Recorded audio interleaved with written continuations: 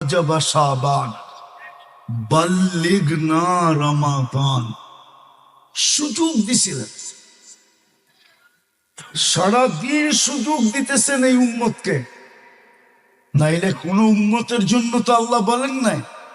কোন উম্মতের কিতাবে এই হাদিস পাওয়া যায় না, শুধু আমাদের কিতাবে এই হাদিস পাওয়া যায়।